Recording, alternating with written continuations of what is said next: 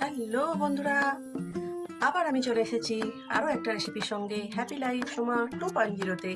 আজকে আমি দেখাচ্ছি তেলাপিয়া মাছ একদম গরমের হালকা পাতলা বেগুন আলু দিয়ে, কাঁচা লঙ্কা দিয়ে আর সর্ষে বাটা দিয়ে, এইগুলো দিয়ে ঝাল।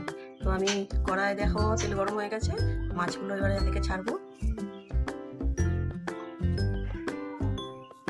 এই মাছগুলো বন্ধুরা গোটাই এনেছিল, তো আমি কি করেছি, দুটো করে অর্ধেক করে দিয়েছি। জল ছিল, তেলে পড়েছে। আচ্ছা, এই দিয়ে অর্ধেক করে নিয়েছি মাছগুলো। তো একে একে এগুলো ভাজবো।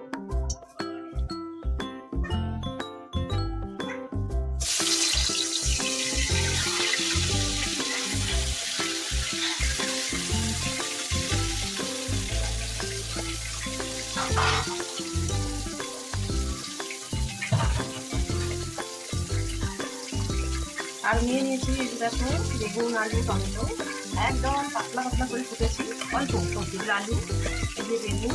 আমার বেগুন পিছনে সমানে ফোড়ন কাটছে, তোমরা নিশ্চয়ই শুনতে পাচ্ছ। দেখেছো কি করছে দেখো। ওর সঙ্গে কথা বলিনি বলে আগে এরকম গজর গজর করেই যাচ্ছে। তো বন্ধুরা, মাছগুলো ভাজা হোক, তারপরে নিয়ে আবার দেখাচ্ছি। সর্ষে বাটাটা এই যে বেটে রেখেছি, এই যে ছুটছে। আর আমি তো সর্ষে ছেঁকেই নিই, তোমাদের তো বলেছি আলু দিয়ে। তো মাছগুলো ভাজার পরে আমি আবার দিয়ে আসছি। তো মাছগুলো ভাজা হয়ে গেছে বন্ধুরা, দেখো ফিরে এলাম, মাছগুলো সব ভাজা হয়ে গেছে। এবারে আমি আস্তে আস্তে আলু, বেগুন, আলু এগুলো কেটে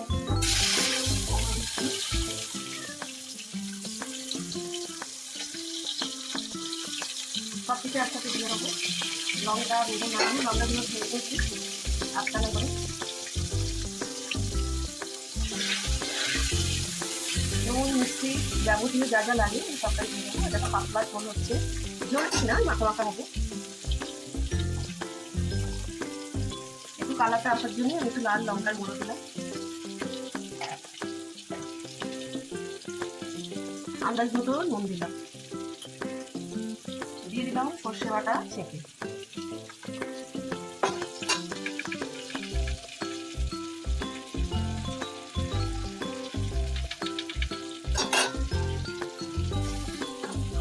তারপরে একটু নাড়াচাড়া করে দিলাম, তারপরে দিয়ে দিলাম অল্প একটু জল।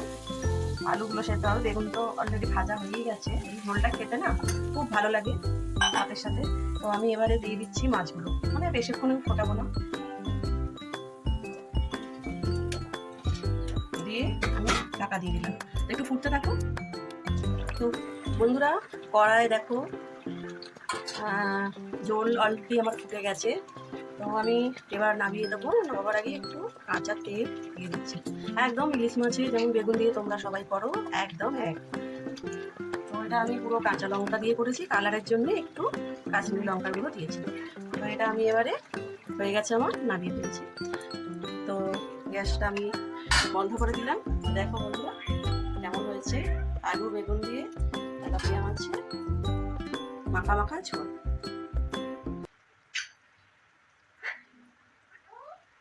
তো টাটা বন্ধুরা, সবাই ভালো থেকো, আমার চ্যানেলটাকে সাবস্ক্রাইব করো।